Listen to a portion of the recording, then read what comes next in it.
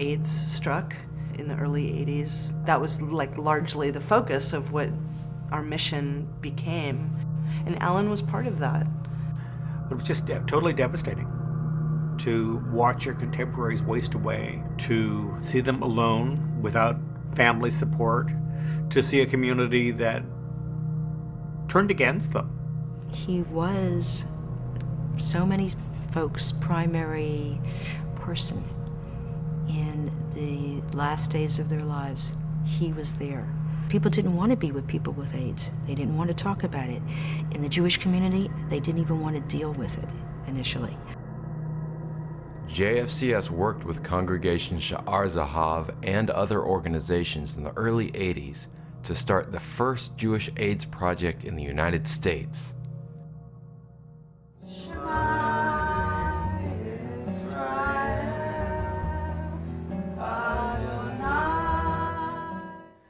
The AIDS project included counseling services, an education program, and meal delivery.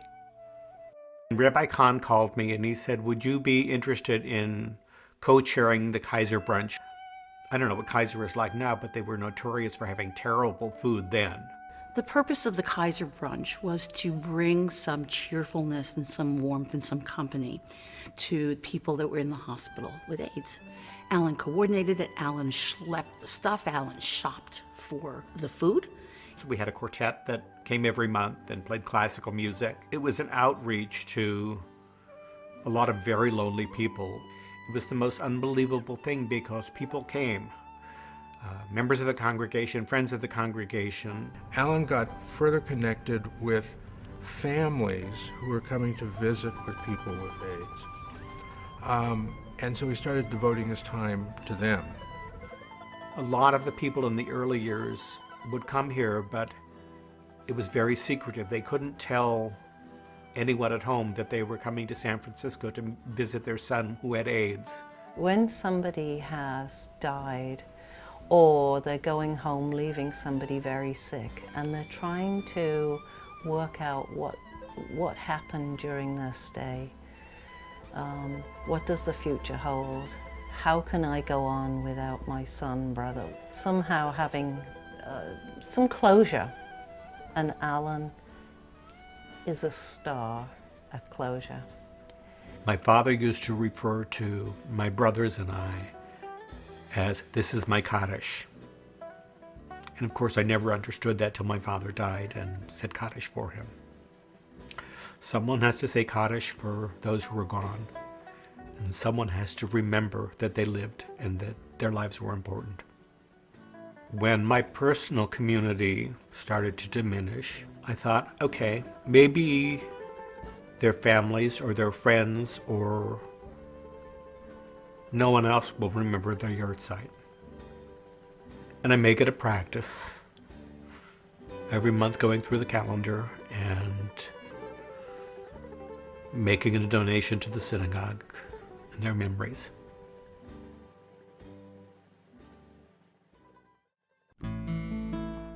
I needed a transition from the HIV work. It was really getting to me, and it was so close to home. I knew about Jewish Family and Children's Service and some of their services, but I didn't know about everything they did. And I got invited to come to the luncheon in the Tenderloin. And I saw people stuffing chicken into a plastic bag and putting it in their pocket for later. I realized that there are a lot of Jewish people who are living on the edge. This is a challenge that, not unlike the AIDS epidemic, is impacting people on a daily basis. When we do the Tenderloin Luncheons, I see people come into the room, and when they see Allan, their faces light up. I could tell that he was a good listener. I could tell that he cares for seniors and that he has a great Jewish heart. You go and you make people feel good, and they make you feel good. I want to welcome you to one of the most special Tenderloin outreach lunches we have ever had. We have been having lunches since about 1986. we have always had either a synagogue or a Jewish organization co-sponsor the lunches with Jewish Family and Children's Services. Today is a special day because this luncheon is co-sponsored by the Berenstein family. This is what I want to teach my kids. It's more than just putting coins in a tzedakah box or writing a check. The tzedakah is hands-on.